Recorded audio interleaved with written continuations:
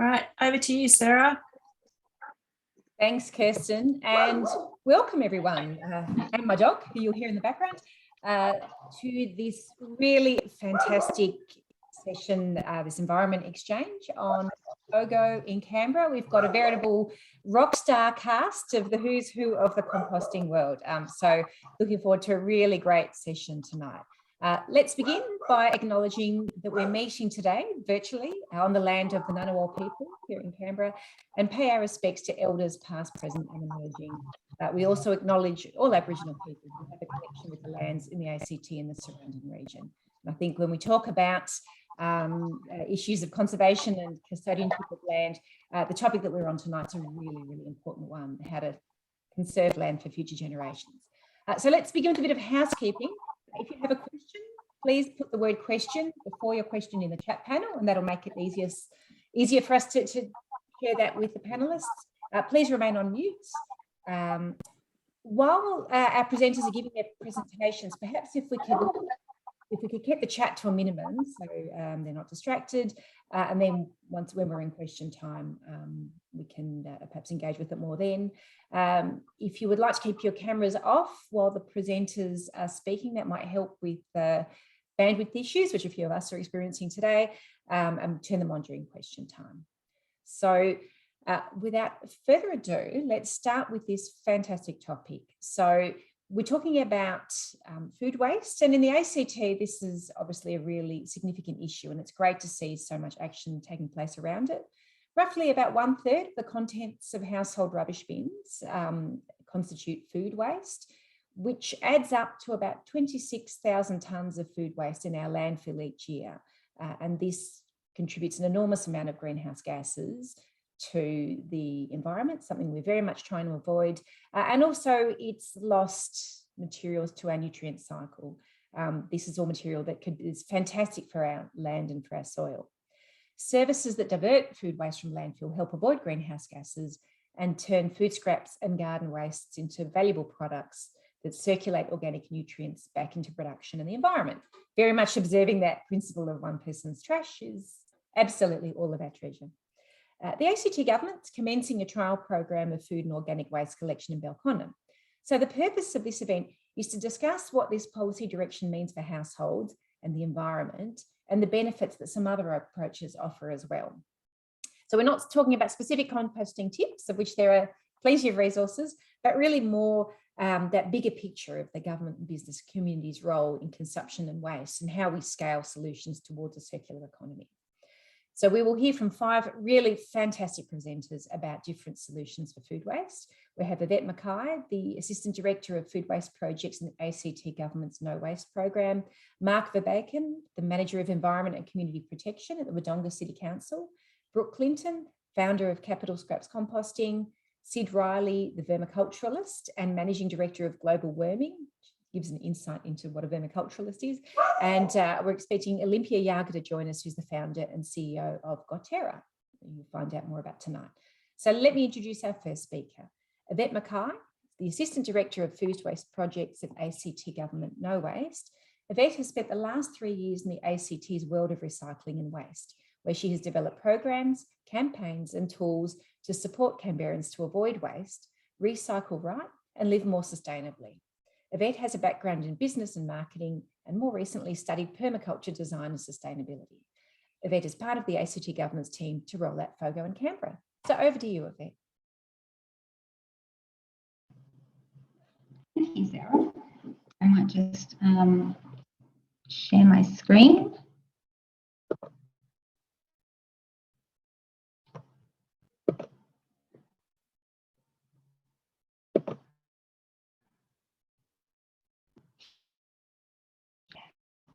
Thank you everyone for coming along.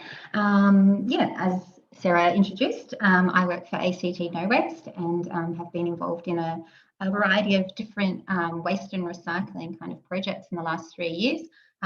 Immediately before FOGO, I was working in Love Food Hate Waste, which is all about avoiding food waste in the first place. So so I guess FOGO has kind of moves us on along the kind of the chain a little bit.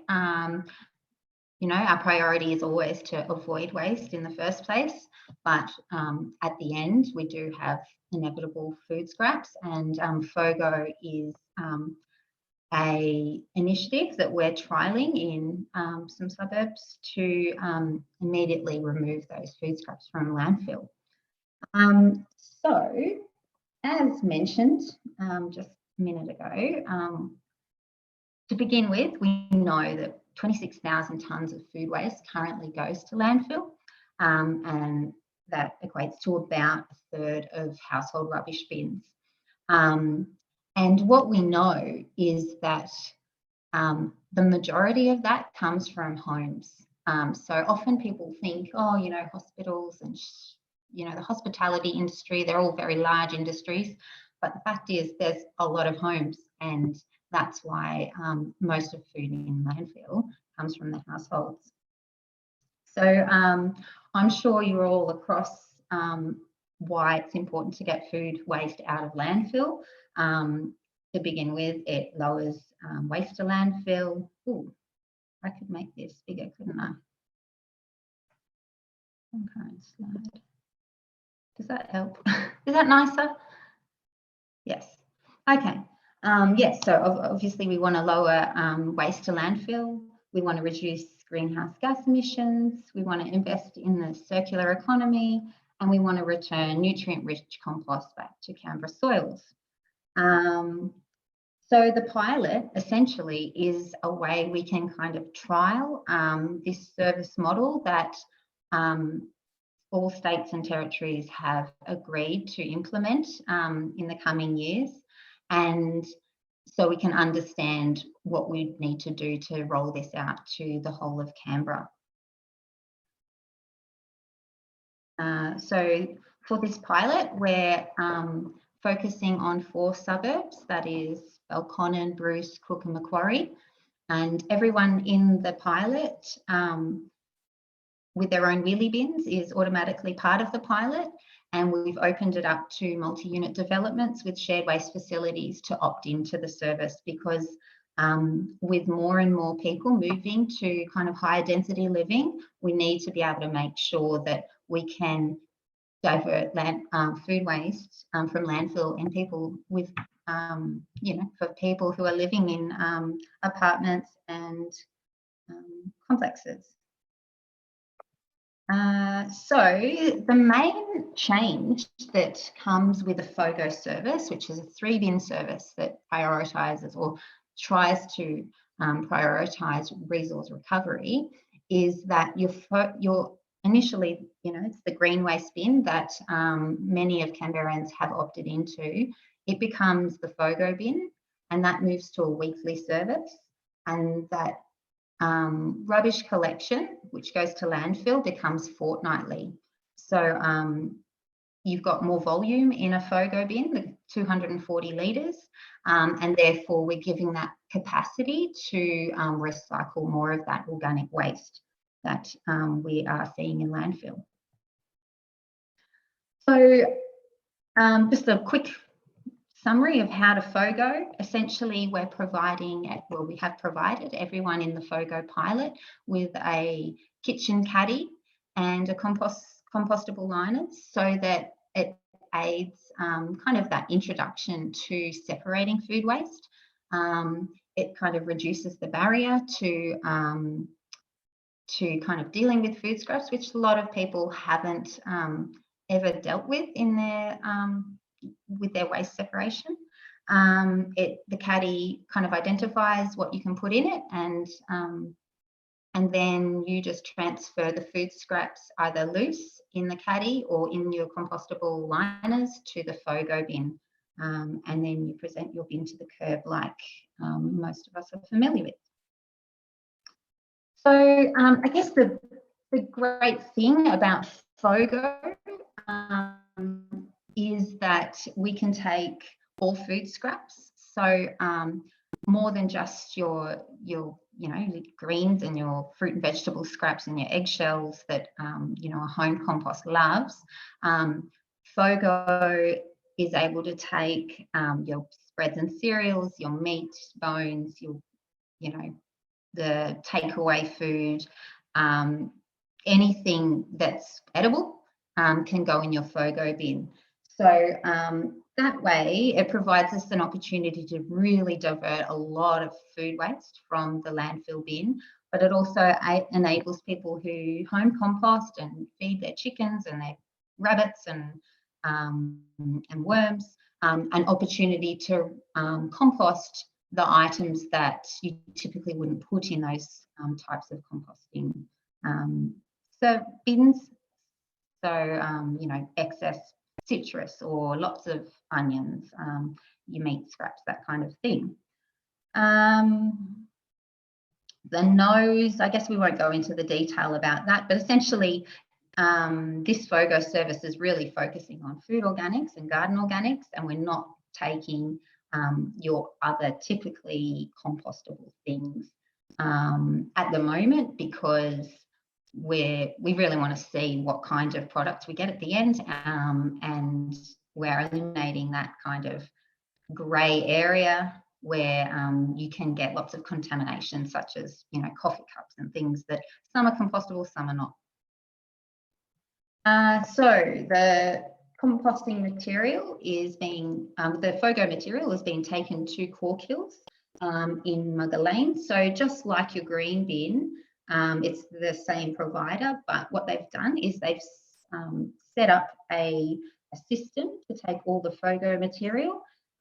It's called Aerated static pile composting, and essentially it's a huge kind of tent bunker that it takes the material, it drops it off, it shreds it, and then it's placed on this aerated kind of concrete slab. It is managed for water and temperature, and yeah, and there it kind of is very actively controlled. It breaks down really fast, particularly in those first 2 weeks.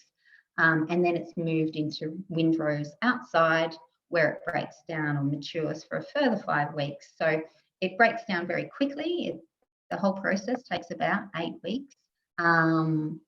Yeah, and it's kind of separate to your green waste service. So because we obviously want to monitor it, make sure that it meets composting standards, and hopefully next time, if we get to talk again, I'll be able to talk about that, because we're only 2 weeks in, so we haven't got any compost yet.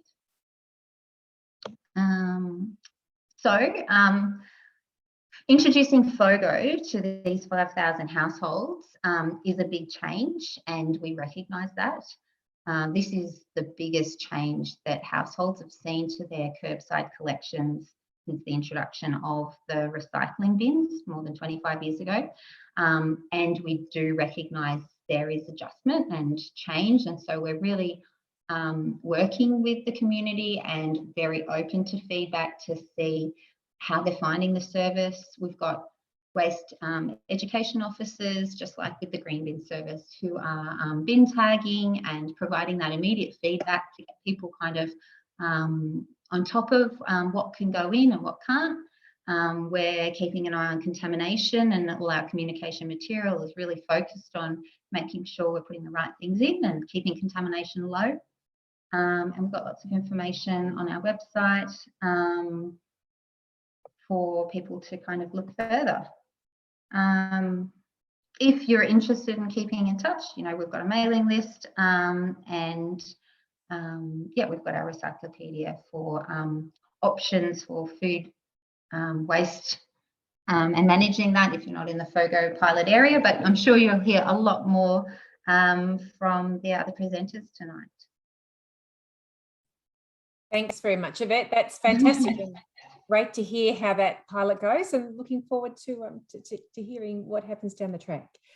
So now, of course, there'll be time for questions at the after the speakers have spoken. So let's hear now from Mark Verbaken. Mark is a manager with Environment and Community Protection at the Wodonga City Council. Mark has worked in local government for some 35 years, including appointments in the cities of Doncaster, Berwick, Shepparton, Albury and Wodonga, all largely in Victoria, I think, if I've got that right. Mark has overseen environmental health activities for 20 years, followed by compliance in various forms, and is now more heavily involved in sustainability issues. Mark is here tonight to tell us about the Albury-Wodonga City Council's experience of food waste collection under their Halve Waste initiative. Take it away, Mark. Thank you. Are you still going to share my screen or the slides? Is that still happening? I think, Kirsten, I might just jump in anyway. I think Kirsten's able to do that, Mark. Yeah, okay, great. So thank you. I'm representing Albury City Council and 4 other councils, including Wodonga, in this Halve Waste program. I don't have the slides in front of me, so I'll make a lot of this up. We embarked on this back in 2012 as a council tender for the normal curbside collection. We put an option in for pricing for the 3rd bin called FOGO. And surprise, surprise, when we got the prices in for us, it was about $1 million extra to go to the 3rd bin.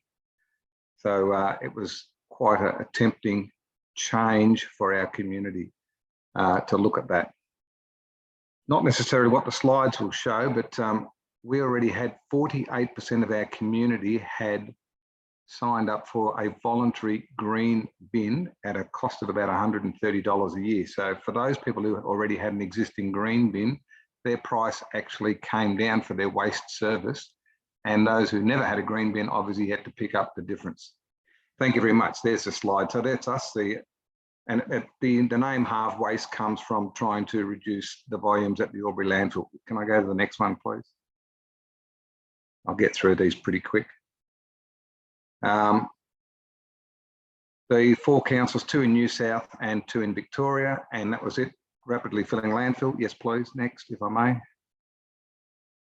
The Albury Council that run the landfill, we were able to convince them to put a levy on the gate fee, and that was $2.50 per tonne of inward material. So you already paid $100 odd a tonne to get your material dumped to the landfill. They added $2.50, and with a landfill accepting 200,000 tonnes a year, that made a piggy bank of $500,000. $500,000 a year is spent on this program in Albury, Wodonga and surrounds. It's a huge number, and it highlights very clearly the education component is a massive thing if you want to do it properly. Thanks for the slide, and I'll just go on to that quickly. The thing we did do was twofold. Apart from giving the green bin, calling that FOGO, sorry, we maintained that small refuse size bin, which a lot of councils who had the big red bin have kept them big, and we decided we would try and break that habit of the bigger the bin, the more rubbish people put in. So we've dropped that. It's a 140 litre, which I have to admit has created some problems over the time.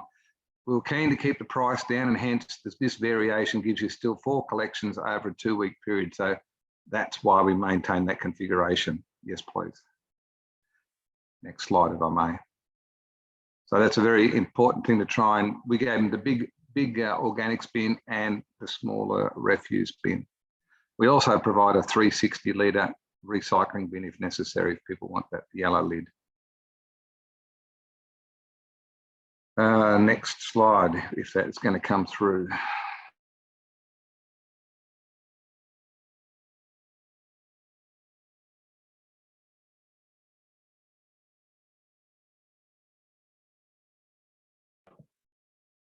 Beauty, I just dropped out, but I'm back again.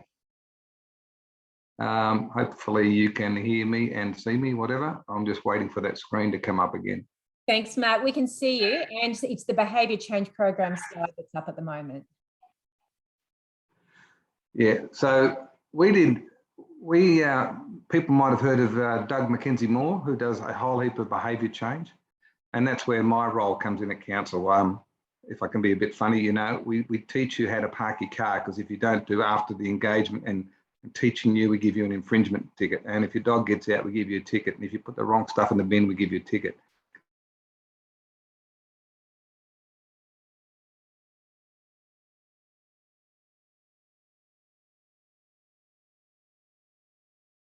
Oh, Mark, we might have lost you again, I think. Yeah, I'm back again. It's unbelievable. So the behaviour change with Doug, he did a whole lot of training. We landed up in Sydney for 2 or 3 days. doing a full course on behaviour change. Very worthwhile to understand. All that talks you quickly through. Those slides are self-explanatory. 50,000 tenants, not a bad area for 4 council areas, and we've gone into these targeted areas. So we actually tried. We knew very quickly what were the problems, and the biggest one is nappies and medical waste. People saying, I've got a children.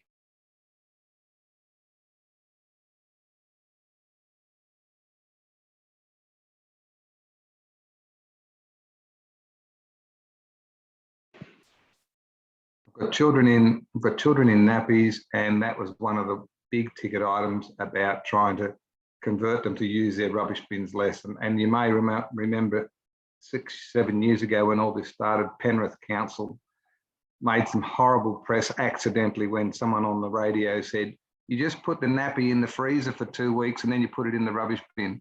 So there was some really bad press that we had to try and deal with at the time and beforehand. If I can go to that next one, that'd be great.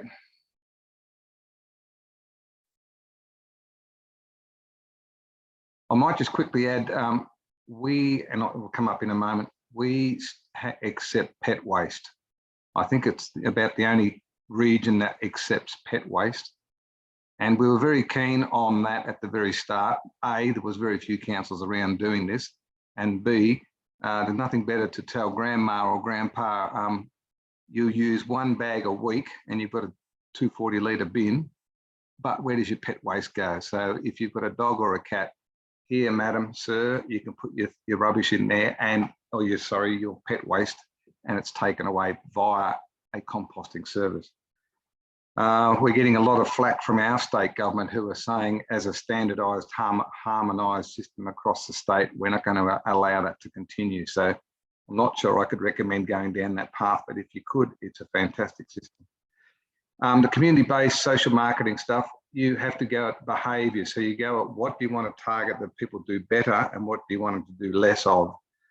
And so we did a trial and we went through all these behaviours, and there's a whole paper, there's most likely a 20-page report on the whole community-based social marketing. I might just go past that. And I'm happy to provide that for you because it really highlighted, what are those behaviours? Is there a yuck factor with spooning out leftover food materials out of glass jars and the like, etc. So we had to work through what are the issues that people are likely to struggle with. If I could go to the next slide, that'd be great.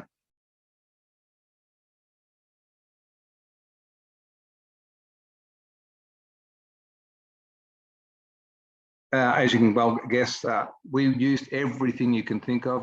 The one may be different. We decided a champion was needed, and in our case, we used Julie Goodwin, the first Master Chef, I think, or winner, and so it was the right time for her and the right time for us. So she was in the food game as well, and she was more than happy to be the ambassador for all of our projects. So we had her everywhere. I can go to that next slide. But yeah, as I highlighted at the very start, with $500,000 to spend every year on promotion, we certainly spent it. I think that's one of 5 cars we painted up and produced all the collateral that's needed for that sort of stuff, which has to go into that fine detail. Can you put hair in there? Can you put wood in there? Can you put a dead animal in there? All the issues you don't want to talk about, you still got to talk about. Can we put nappies in? We've tried compostable nappies in the system. All those things, you've got to be a realist and take them on board straight away. Next one, if I may, please. I'm just looking at the time. So all of that's available. It's all on the Half Waste webpage. So feel free. We're not keeping that at all. So Julie Goodwin was ambassador, fairly well known, but then we decided we also wanted a local person. So this gent is the gardener in a local Bunnings store who runs a radio show every Saturday morning. So Milton. So he was known across our whole community as much as Julie was. So we thought it's important to have that local ambassador, and he would come and do anything and everything all the time. So again, that whole media campaign. Next, please.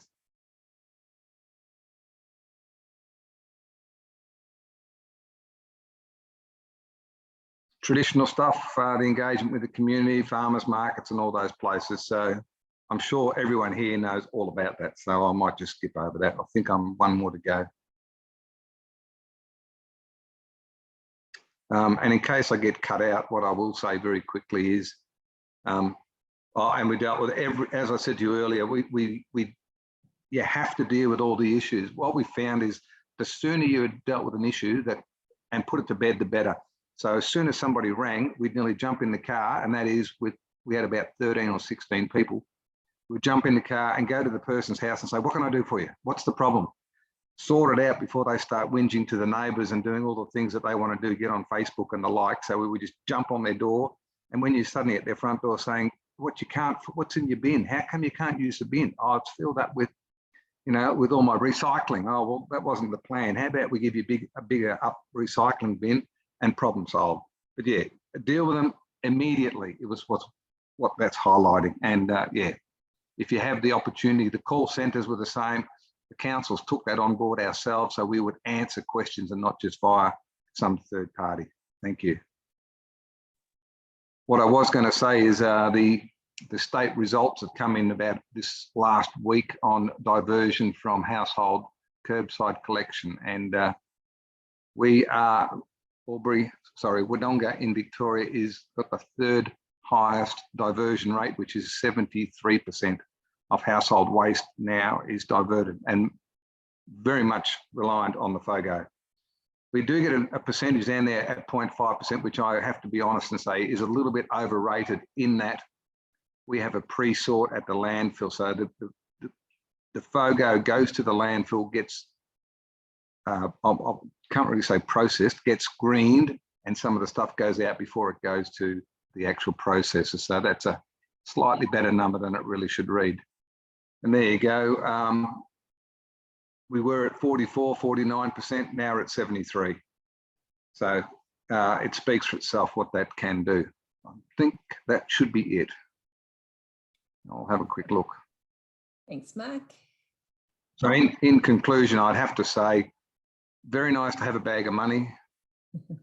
Deal with the issues, the sooner the better, and the results will speak for themselves at the end. Thanks. Thanks, Mark. What a fantastic presentation, and really great to hear the insights from your experience. You're far advanced on us. So Yvette and the Government No Waste team, start lining up those vehicles for the instant response team. That was really great. Thank you.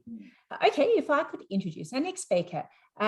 Dr. Brooke Clinton is founder of Capital Scraps Composting, and Brooke is Capital Scraps is a not-for-profit social enterprise motivated by the direct climate benefit and wider social benefits of composting at community scale.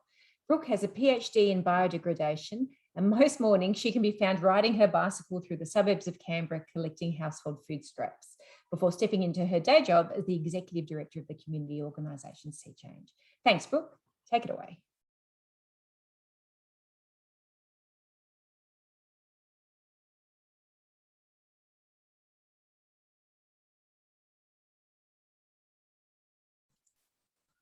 And unmute. Hello, everyone. I will say I don't actually ride the bike around anymore. That's something that my staff do these days. But yes, Capital Scraps, we're a social enterprise that carries out community scale composting in Canberra.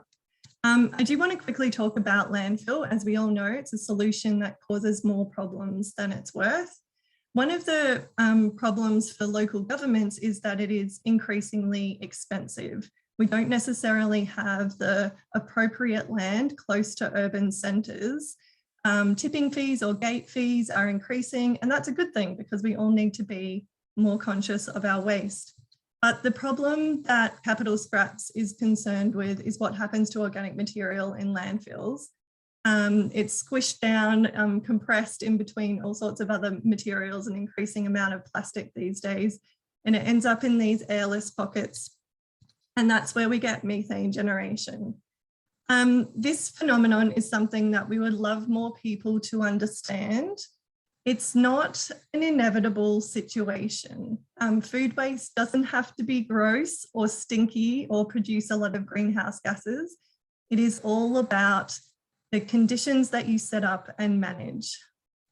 And I will acknowledge that here in Canberra and plenty of other places around the world, we have set up gas capture to draw back a little bit of value from that situation. But at the same time, it's like I know the US EPA is reassessing its modelling for that situation at the moment. How much of the gas is actually being captured? How efficient are those processes? And is it an economic solution? A bit about me, my background is in science. I have a PhD in microbiology and biochemistry, and my prior research was all about biodegradation.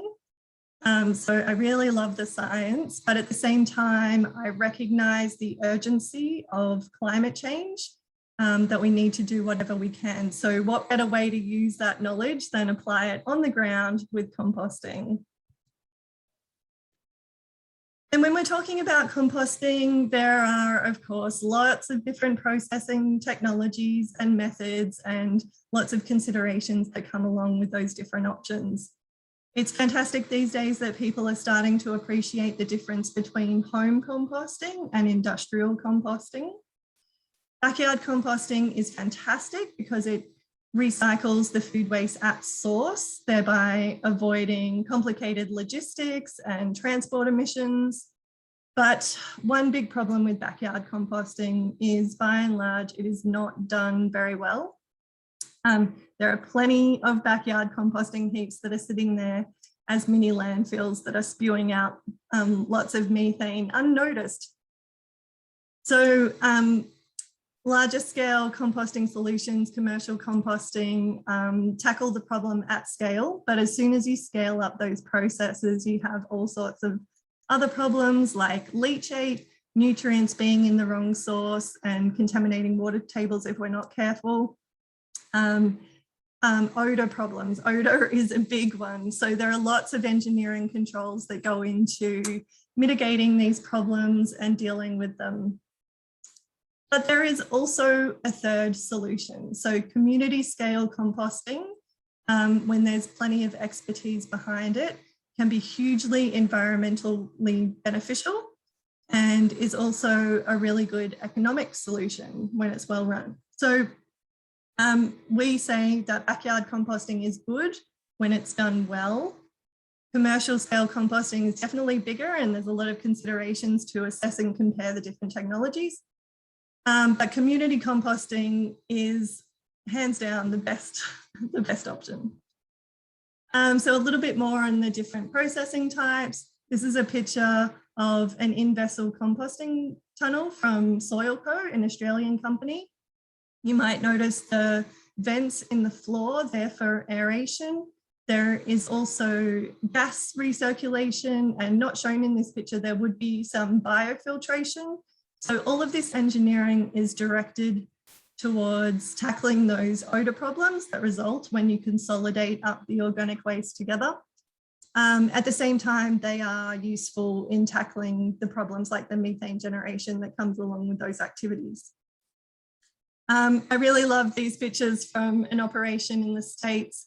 These are some very fancy aerated static pile composting installations at some large scale horse farms. They're beautiful to look at, which means that they're expensive, but also they would be pretty effective for the particular application that they've been used in.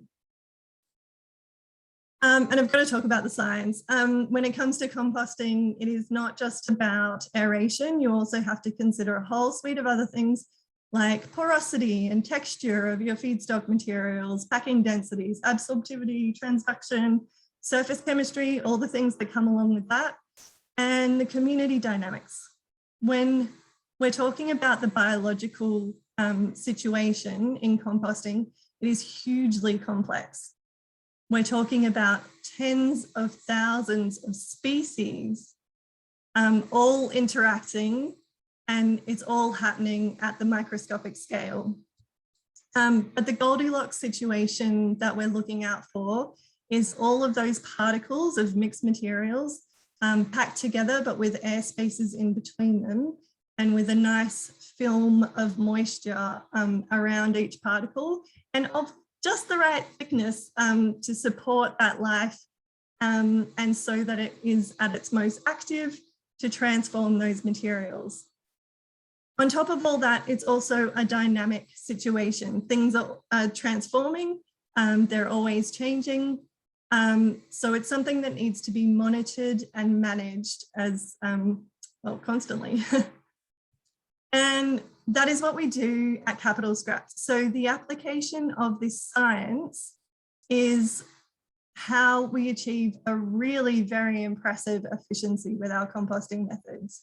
So our 3 metre long composting hubs, they're built out of recycled timber, and they're quite modest in appearance, but they process 6 tonnes of food waste each per year, so the equivalent of 80 households. And we can do this all for a cost of $3.50 per household per week. So people sign up to our service. It's a subscription-based service, and the resulting compost gets given back to the same community who have given us their food scraps. At the moment, we're collecting off over 160 households in Canberra, and next year we will be scaling up considerably and looking for lots more people to sign up. So at the moment, we're processing 360 plus kilos of food scraps every week. It was more during lockdown when more people were cooking at home.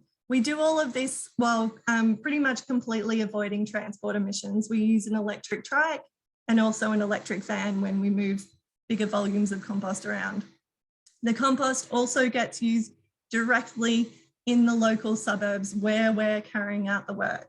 And we also don't have to do that processing work on the edge of town. Because of the scale that we do it at, we don't have any odour concerns. We're providing green jobs for youth and they enjoy it. We're doing lots of community building along the way. And as I have said, our main mission is really minimising that methane, making sure it doesn't get produced in the first place. And we're taking care of that at every step along the way of the process. But one of my favourite parts of running Capital Scraps is kind of one of the add-on activities, which is climate volunteering. So our collecting up of the food waste and our processing is done by paid staff members, but we also run working bees and things like that. Over the past 2 years, we've had hundreds of people help us out in lots of small ways. And we find that our community are just crying out for opportunities to have a direct climate impact and a way that they can help with that. So that's something that we can provide. And the good thing that comes along with that is that we are creating compost champions while everyone is working together. So we're really helping with the social norming aspect of people really starting to look at these food scraps as a resource, and also appreciating the process and really appreciating the end product. So yeah, it's all really enjoyable stuff. That's probably enough from me. Thanks so much, Brooke. That's fantastic. And again, what a different perspective on the science behind the composting and the great community benefit. And I have to say I've participated in some of those volunteering activities, and it's so fun. I've met some lovely people and learnt a lot. So highly recommend. Thank you, Sid. Now, Sid is our next speaker. Sid Riley is a vermiculturalist and managing director of a company that probably is one of the best environmental puns I've seen, Global Worming. Sid is a former government economist turned passionate vermiculturalist, worm farmer, for those who haven't worked it out yet. And he founded Global Worming in 2000. Through years of trial and adjustment, Sid developed a modular worm farm system suitable to converting commercial scale food waste into organic fertiliser. Global Worming collects organic waste from more than 60 clients in the ACT and operates more than 40 worm farms with a combined feeding area of over 500 square metres. Sid, over to you. Much. I'll just unmute. Thank you very much for that. And I'll just try to share my screen. So I guess something, as I'm getting the screen set up, that I wanted to make really clear is that our business is very much focused on commercial waste. So we look at waste from government departments, offices, schools and things like that, where a very large proportion of their waste still is organics or food waste. So that's been our focus for a long time, and we collect very detailed statistics on what we do as well, which means that we then have great insights into organic waste management, which I think is very relevant for households and what's happening at the moment with the FOGO project. So a bit about what I'm going to talk about today. I'm going to sort of go over some things that have already been mentioned about why even bother collecting organic waste, how much organic waste is actually out there in the fields that we're focused on, organic waste management using worms, and then the fundamentals of organic waste management, what makes it work in terms of the collection, education, all those components that lead to a system that is effective and efficient. So why even worry about collecting organic waste? Well, as everyone knows, it reduces waste going to landfill, and the fact is most cities around Australia, around the world, are running out of room to dispose of waste. Both of those photos are taken within 70 kilometres of Canberra, and I'm not sure if anyone recognises it, but on the left-hand side there is a massive hole in the ground that's 250 metres deep and Sid, 850 metres across. And in the background, if you look carefully, you can see Lake George. So that there is one of the biggest bioreactors in the world, and it's 4 kilometres from where I'm sitting right now. So we are heavily impacted by that operation. It takes some of Canberra's waste, mainly the commercial waste, which people are collecting from government departments and offices and then bringing out here by road to dispose of in that facility. But the main reason it exists is because it's an old mine, which is taking 70 compressed container loads of waste from Sydney 6 days of the week. Sid? So what would, yes? Sorry, your slides, you need to move your slides through. We're on the front page of your slide pack. Okay, so We can't can you see that now? We're still on the front page, unfortunately. Okay, well, let's go back. Sorry about that. Okay. Okay, so it's the slide that you're seeing at the moment is the management of organic waste. No slide at the moment. No slide at the moment. Okay, let's try that again. Is that better if I do it that way? Still no slide. Still no slides? Okay. Would you like Kirsten to do them? I'll try once more. I can go to window, share. How's that? Is that better? Success. Success. Okay, then excellent. And if I, okay, maybe when I set up full screen. But anyway, that's the picture I was talking about there. The left-hand side picture there is the massive hole in the ground, which is a bioreactor. And the right-hand side is what they do, driving trucks of waste, 70 container loads a day down into that facility.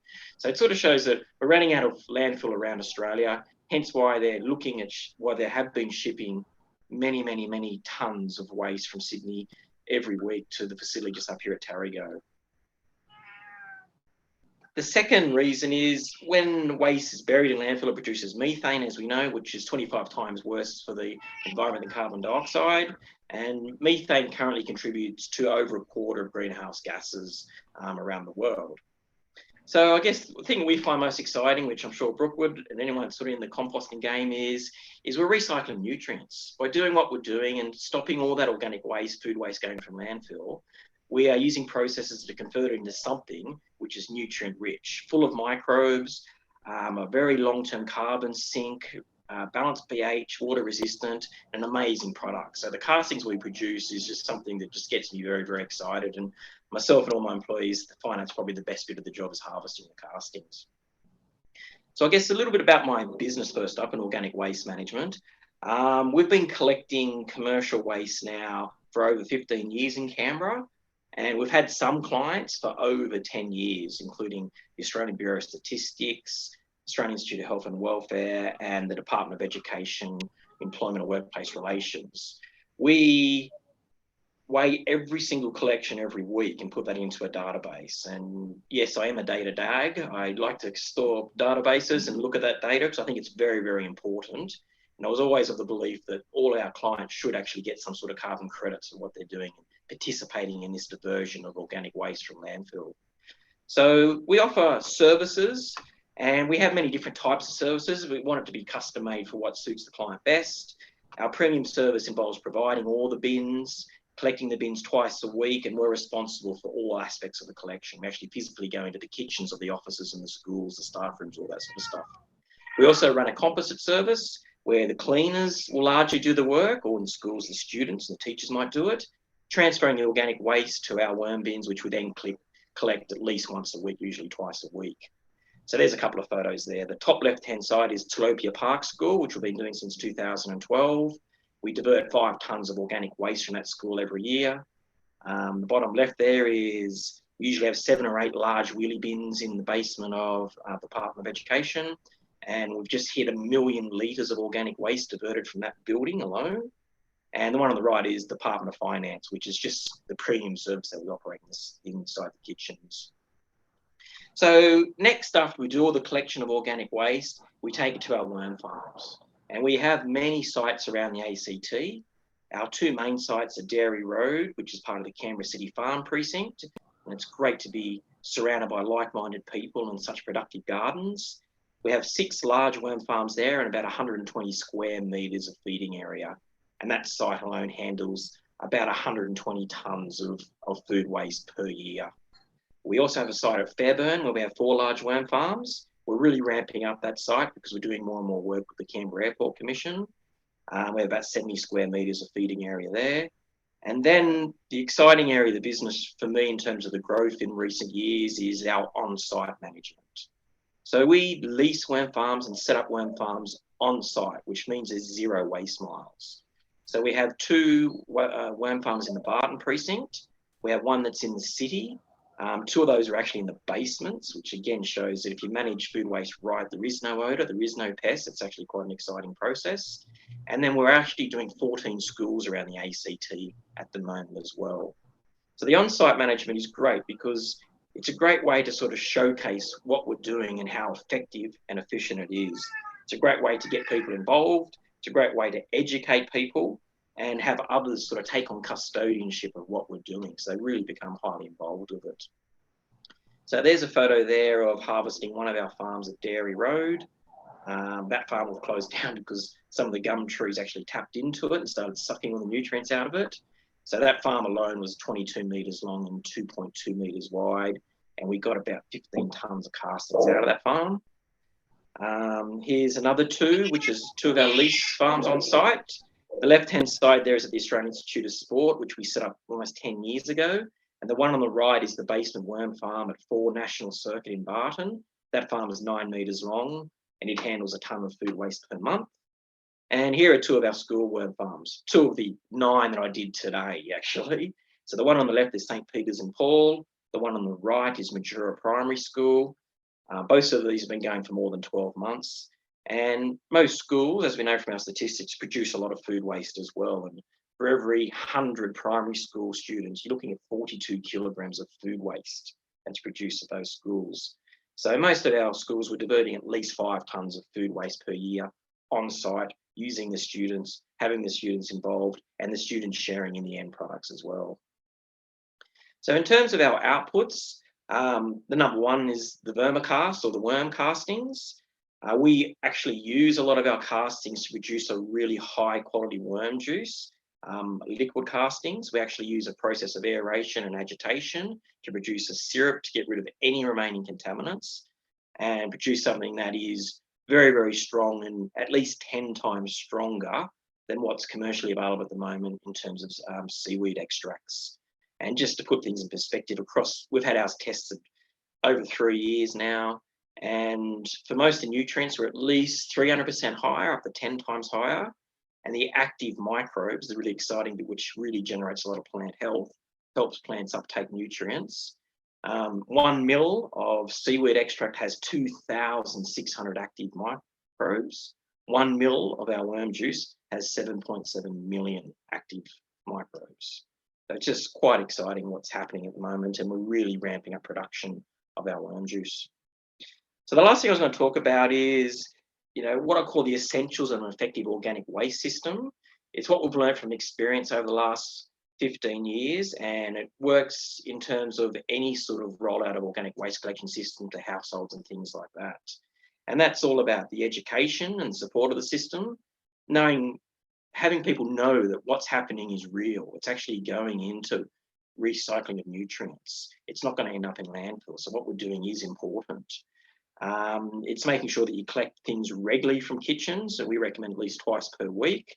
Clearly labelled bins, both indoors and outdoors. Well-maintained bins. You never want smells. You never want pests flying out into your face and things like that. So products, stickers, marketing, all that sort of stuff is so essentially important. And what we call the responsibility model, which can apply to households as well, but it's who's actually responsible for each part of the process. Who's responsible of emptying the bin into the wheelie bin and cleaning it and making sure it's got no nasty eggs in it from fruit fly or vinegar flies and things like that. And something that works so well for us, and that's reflected in the fact that across all our clients, we have on average 0.72% contamination rate. We actually audit all our clients every year, is the feedback loop. So every time we're feeding out our organic waste or food waste, we know exactly where it's come from. So if it's a problem, we can feed it back to them. And that leads to very, very low levels of contamination. And when it does go up, we can investigate why that is. And I think that's really, really important. And what we heard before in terms of almost an on-call service to fly out to the household to help them is really, really impressive. And I think that is important because word of mouth then carries on with all this sort of education that other people learn from the system. So that's pretty much what I was going to say today. The last thing I was going to say is that in terms of households, what amazed me about lockdown in recent times is the massive increase in demand for our worms, because we actually sell worms to households and apartment blocks and things like that too, where they're setting up on-site waste management. And during the most recent lockdown, we sold over 150 boxes of worms to people. And the flow-on effect from that is each one of those households could be diverting 1/2 ton of food waste from landfill every year. So the cumulative effect of that starts to really add up as well. So lockdown was very good for us. We normally sell maybe 6 boxes of worms, maybe 20 boxes a month, compared to 25 a month at least. Sorry, 25 a week during the lockdown period. That's about all I want to say. So thank you very much. Thanks so much, Sid. Thanks for the presentation. I think we all feel a bit warm inside after hearing that. And I personally can also vouch for the quality of the worms, if not the puns. Okay, if I can introduce our final speaker tonight, and we're really honoured to have Olympia Yaga, the founder and CEO of Goterra. Olympia founded Goterra with the vision of redefining waste management with biotechnology and eco-friendly infrastructure design. Goterra uses robots and insects in a world-first modular system to convert food waste into high-value protein and fertiliser at a commercial scale, reducing landfill and carbon emissions. A founding director of the Insect Protein Association of Australia, Olympia is an active advocate and mentor for the emerging insect farming industry, women in STEM, and promoting ag tech as a career path for young people. And what's more, with moving from worms, a species of soldier fly is named after her, Hermetia olympiae. And Olympia, please correct my pronunciation there, which is most probably off. Over to you, Olympia. Thanks. Hi, everyone. How are you today? It's so good. I can't believe I just saw you, Brooke, and I didn't even get to spend time with you. So I feel like I at least get a little bit extra time with you today. I'm going to just share my screen. All right, let's get rid of that. Has everyone got me? Well, loading at least. Yeah, we can see you loading. Great. Still loading. I was having trouble even logging on today. It was like one of those. All right, cool. So Goterra is food waste management. We get robots to make insects do a job. And it started here for me. So when it wasn't just food waste, it's all kinds of waste. And I think as Sid and everybody has really already articulated the challenges of our existing systems are broken and they are largely ineffective. But it was also the idea that insect farming was supposed to reimagine this whole thing and create a circular economy that didn't jive when I started to look at how to build an insect farm actually. And so you sort of recreating landfill by creating a centralized facility that just accepts lots of waste and needs a lot of waste dragged to it. But you're also recreating intensive farming systems when you do that. And both of those things have proved to be ineffective. So just changing what is managing that waste or eating it didn't actually solve any problems really. It just was a different end use, right? So still a hole in the ground, just maggots eating the waste instead of the hole being filled with food waste. So what we wanted to do was reimagine how that would work. And so this is Goterra's system. We accept food waste in a variety of ways, but we manage it using our robotic system, which empowers insects to consume the waste for us. So today, if you'd come to the site, you would have seen a god almighty mess of lots of food from Woolworths and Coles and the hospitals and a bunch of schools and office buildings. Most of it's packaged and contaminated. Our commercial clients tend to need their problems to be solved, and it's quite difficult to get a lot of this stuff removed. Everyone still kind of wants food to go away. And so we depackage at the site here in Canberra, and then we pump that waste into holding tanks, which is then fed into the systems every day. The insects consume that waste, and then we harvest the insects every 12 days, and their resulting insects are protein that can be used into the supply chain, or frass, which is their manure, which can also go into the supply chain. The systems can sort of really upend the model. And I think what I love about what's happening in Canberra with all of the different food waste systems that are available is that everybody's really spent a lot of time and energy in creating systems that are understanding of our true problems. And I think that's where, like, I just have so much admiration for capital scraps and global warmings because of how thoughtful these processes and systems are, and it's evident in their success. And I think that's where we're trying to make the same kinds of difference. So create a modular system that can address any scale and solve for really difficult waste wherever they are. Dual economic model, so we can generate revenue on the front and the back end. And we are less capital intensive on requirements than pretty much all of the commercial sized compacting systems and the like. We use significant biological input, which is the flies that we farm here and go at the Canberra site. We do collect waste and carbon emissions data that's available to our clients, and we sort of are moving now to scale. So what's changed in the way we manage waste for our clients is how far they used to have to travel to manage organics. So packaged organics, there was no solution for packaged organics in Australia, in Canberra, sorry, that was all going to landfill. And so now there's a home for packaged organics in Canberra.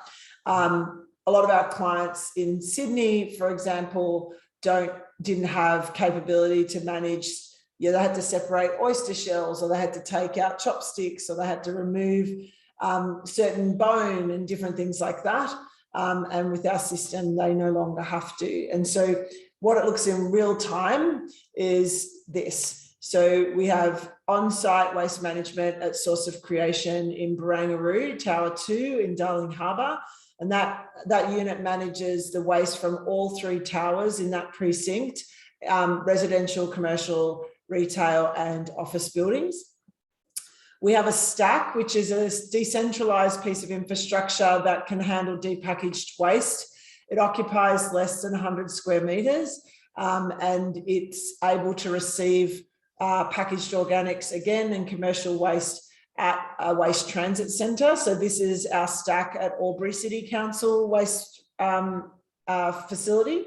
And then of course we can do a plant, so a more conventional centralised waste management system, which here at the plant in Canberra, we both create flies, which make the insects. We also manufacture our units, and then we also accept and manage waste. We can handle a fairly wide variety of waste. We also do 400 households for Queanbeyan and Palerang.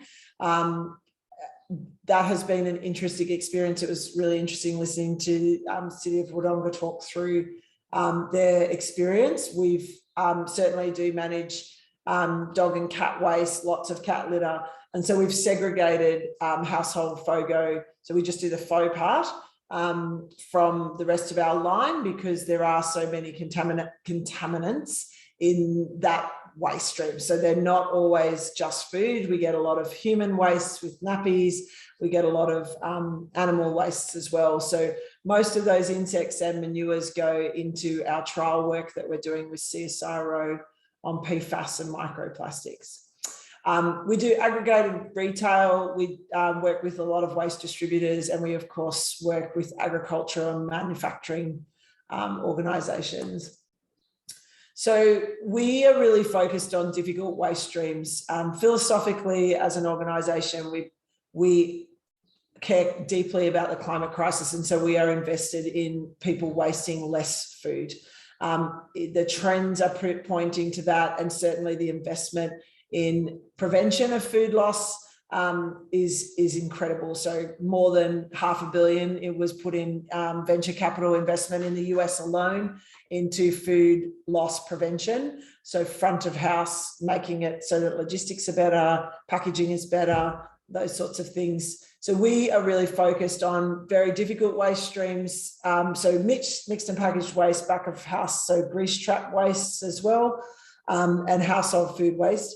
We're currently working on trials with biosolids, PFAS, microplastics, styrofoam, and a bunch of other sort of really challenging waste streams that are the byproduct of managing fruit and vegetable waste. I hope that we have less and less food waste as we continue to move through and into a circular economy. And so it will be important for us to be able to manage these sort of harder to handle residuals.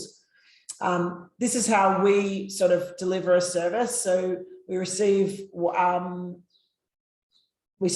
cost per tonne payment for the management of the waste, and then we sell the resulting product out into the supply chain.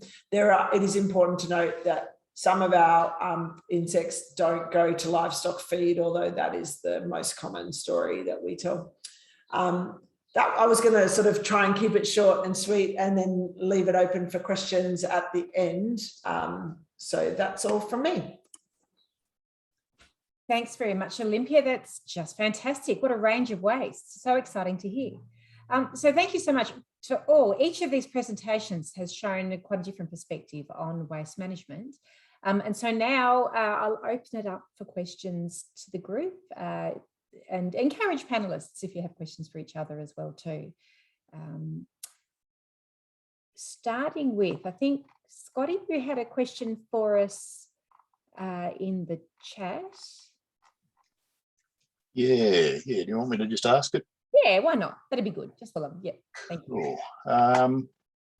So yeah, I was wondering if food waste would be available for small enterprises like the Capital Scraps and Global Worming, Goterra, and Food to Soil, which is another one just opening up.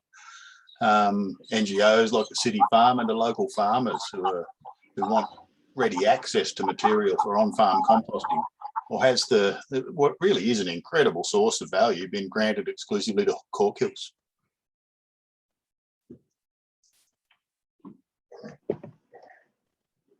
Hello. Yes, I guess I'm probably best placed to answer this one. At this stage, we're in that research phase. So we hope to monitor the compost, and we need to get it tested for that it meets the composting standards for the pilot. But certainly with a full rollout, you know, I believe the business case is still being planned for, but we want to make that compost available to Canberrans. But at this stage, yeah, as we kind of research and investigate, you know, the volumes and what's happening, we're just at that testing phase. Yeah, so as I said, like hopefully in kind of towards the end of January, we'll get maybe a first batch of compost. And yeah, it'd be great to kind of one day, you know, compare all these different products. I would love to do a little test with some tomatoes and all these amazing composting products to see how they all perform. But yeah, at this stage, we're just finding out what's going to end up in the FOGO compost. Yeah. So I was more referring to the raw ingredients before it gets composted. Are they going exclusively to cork hills, or are they able to be sort of diverted to community groups and others who might want them? Yeah, well, that's not something that I've got an answer to right now. You know, part of my role is really about FOGO education and kind of getting the community composting and using their FOGO bins correctly. But we're taking all feedback, you know, to the thinking and the planning stages of the rollout. And yeah, and you know, there's many different players in the FOGO pilot already. We've got Cork Hills, we've got JJ Richards collecting that, and I can certainly kind of take that back to the FOGO committee. You know, the access to the food waste before it is processed into FOGO. Thanks. Thanks, Yvette. And I think as a follow-on question, I think Kirsty's alluded to this in her question. While you're in this pilot phase, and you mentioned that before you roll out more widely, is ACT government contemplating using some of the current providers, perhaps that we've heard from tonight, as part of that bigger rollout? Yeah, look, I think there's a place for all these types of composting kind of enterprises and businesses. You know, FOGO really does kind of bring composting to the masses in a way. It in a kind of a 3-bin system. I guess the benefit is that we're slowly, as a nation, kind of coordinating our waste collection. You know, we're becoming more consistent with our red lidded bin, the yellow lid bin, the FOGO bin. And this consistency will allow people to move from council to council and go, oh, you know, yes, we separate our food waste. But, you know, there's lots of areas, I think, where, you know, these smaller scale systems would work really well. Like I'm thinking, you know, the MUDS environments, the commercial environments, you know, and that community building kind of aspect that kind of is next level for composting and quality. So, and I don't think there's any shortage of food waste, really. It's, and, you know, and everyone said that there needs to be education. So we just need everyone to kind of recognise that value in the resource. And so that in any opportunity, there is a, you know, a opportunity to kind of get that food waste. And we really want to see people, like, we don't put metal in a rubbish bin because we recognise the value in that. And that's the same with food waste, except for we can kind of process it here in our local area.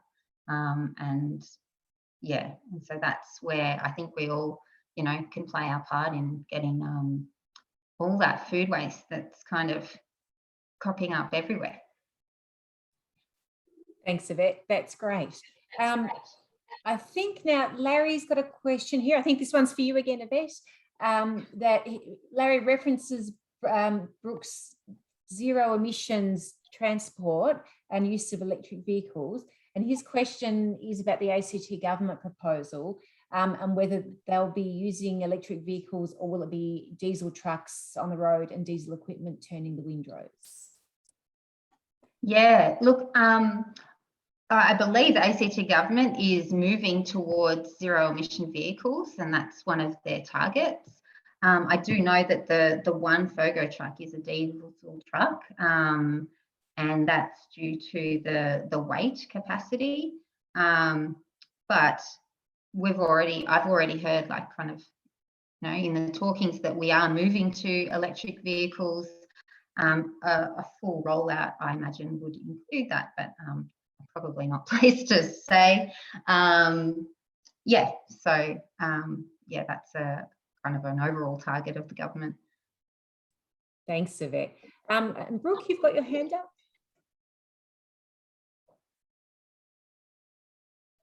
Brooke, you're also on mute and off. Sorry. Sorry. Sorry. It was just a quick question from Mark down in Albury. I think you were talking about that 0.5% contamination rate, which is perhaps a little bit overblown or underestimated. There was also a report out by the New South Wales EPA saying that the main contributor to getting compliance with FOGO is how long the FOGO system has been in place. You just kind of need that time for people to get the point.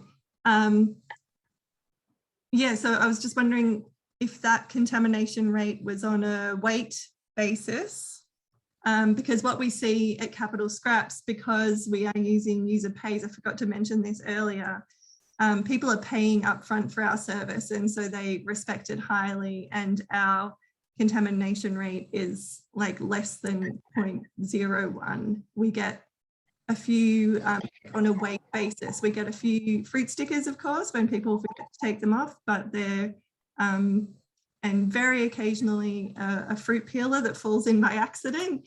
But on the whole, we have exceedingly low contamination rates, and that's something I'd really like to hold up as a good example to the rest of Canberra.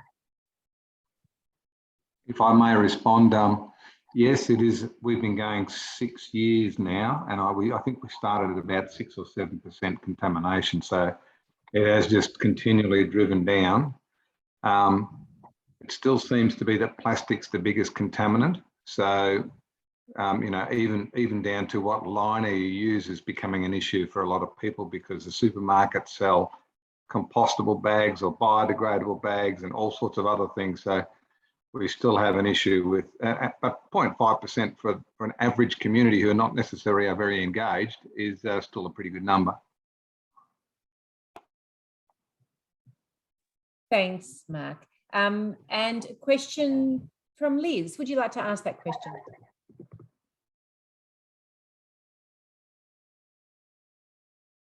I'm on mute, sorry.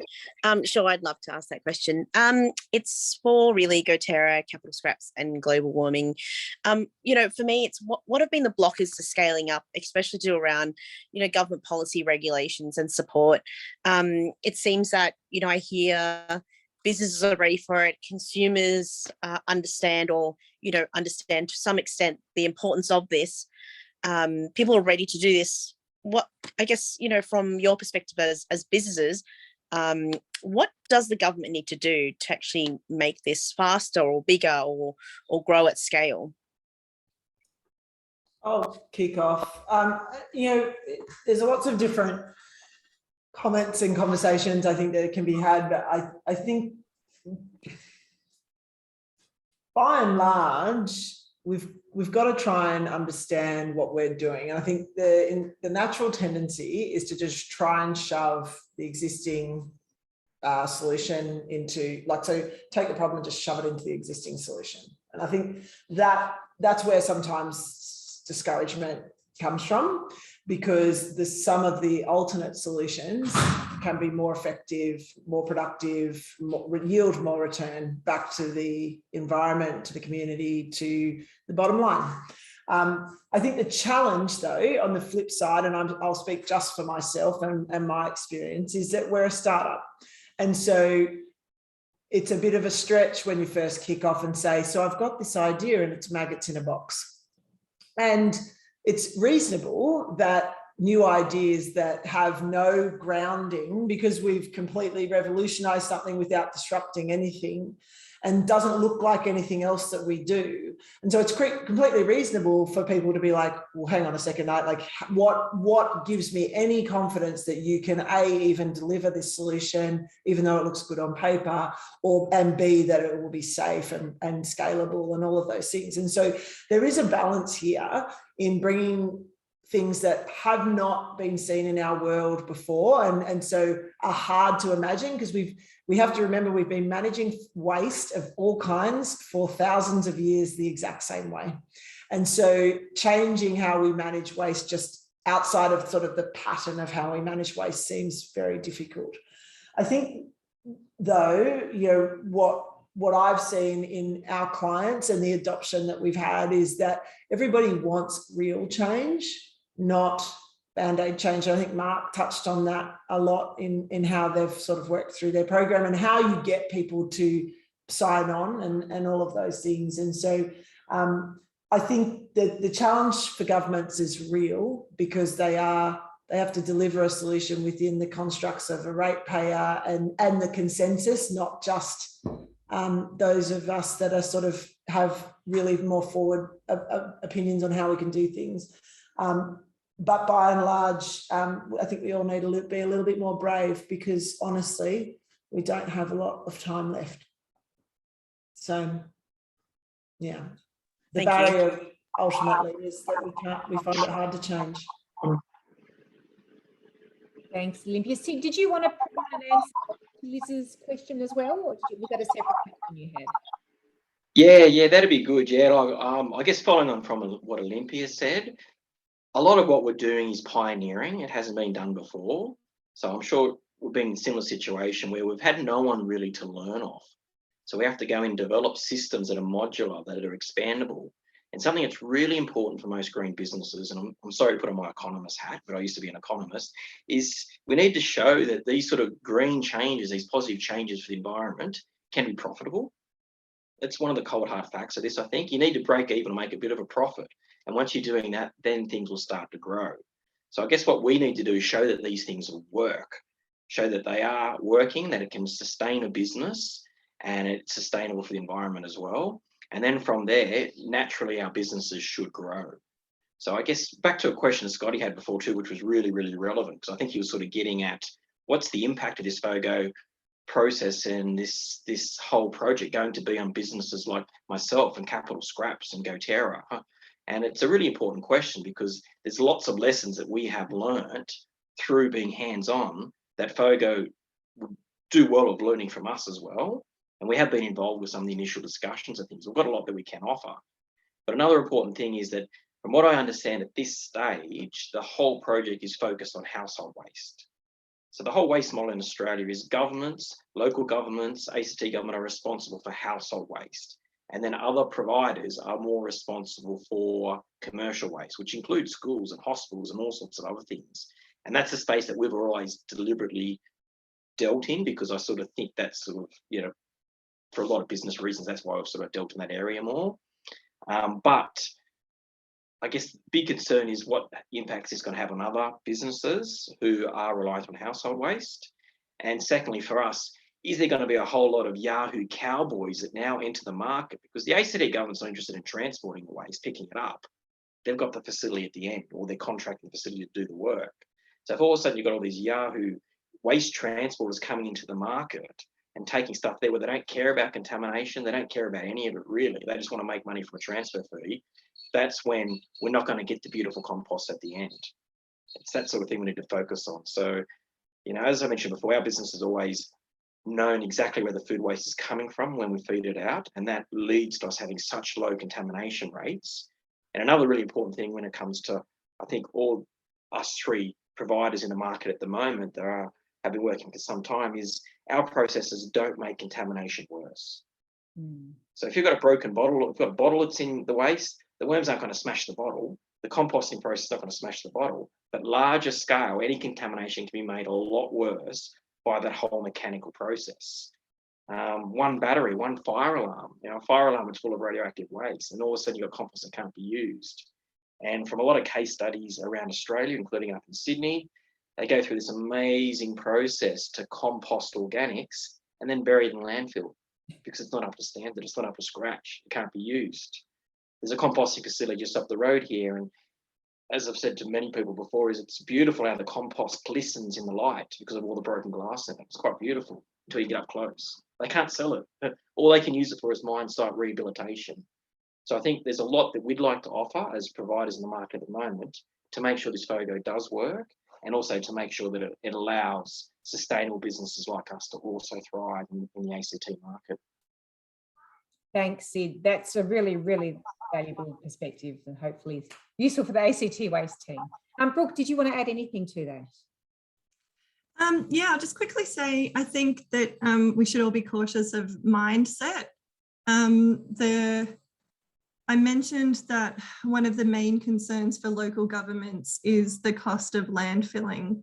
A lot of there's news stories from the last 12 months where councils in Sydney have been encouraged to take up FOGO, and they have said, well, we don't think we can do it because we don't think we can afford it. And the calculations that they're making there are based purely off, can we save money on not landfilling something?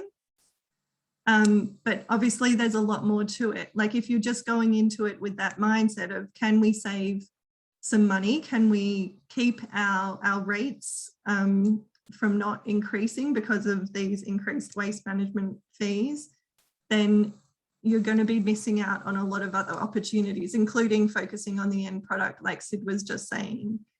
So this is where, yeah, all of these local businesses that are trying out different things, they've also got a very different mindset from how councils approach this issue.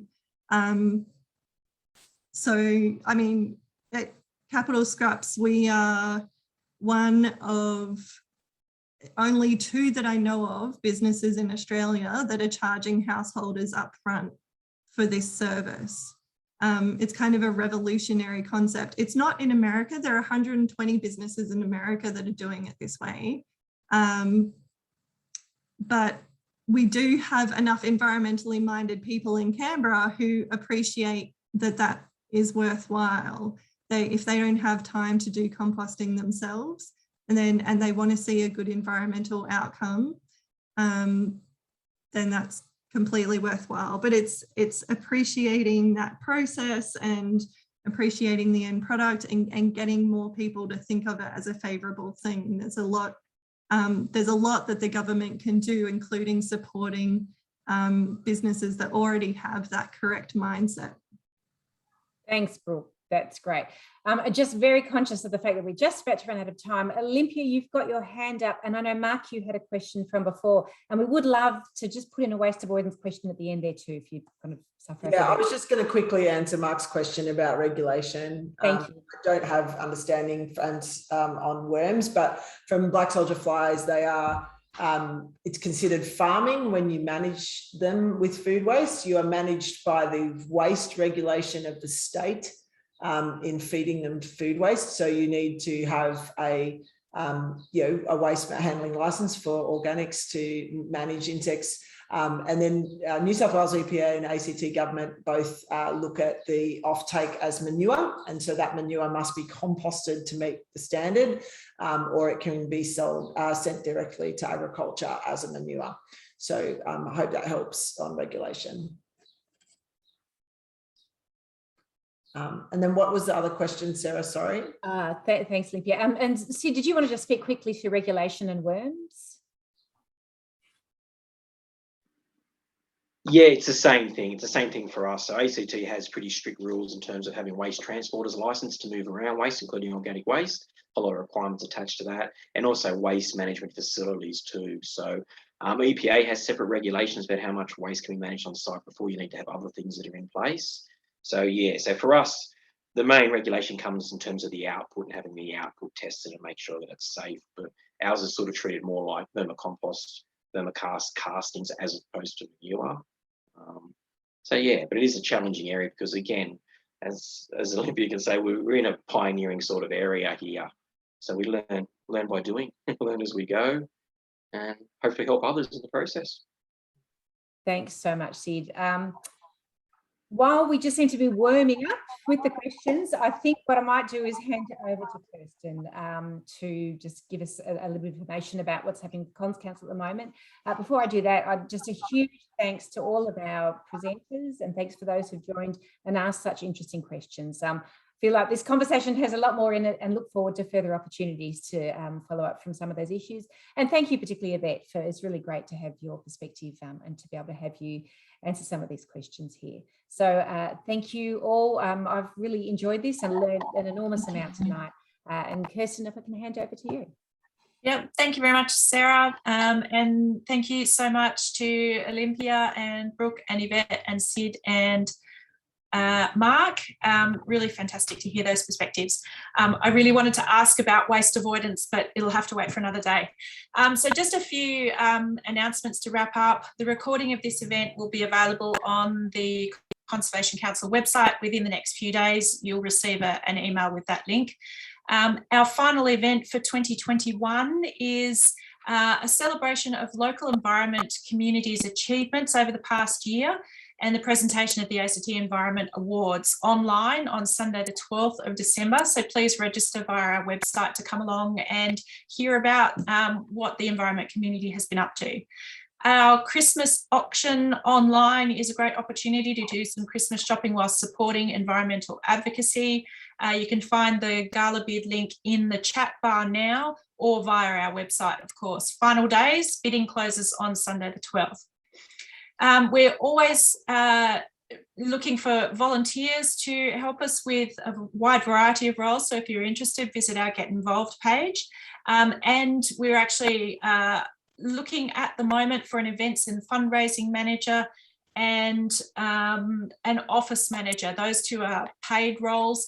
So please advertise those to your networks if you know of people who might be interested in taking on a role with the Conservation Council. So once again, thank you everybody for attending, and we look forward to getting some feedback from Yvette next year, perhaps about how the FOGO pilot is going. And in the meantime, I hope everybody has a very festive Christmas and New Year's season. Stay safe. Thank you. Thank you.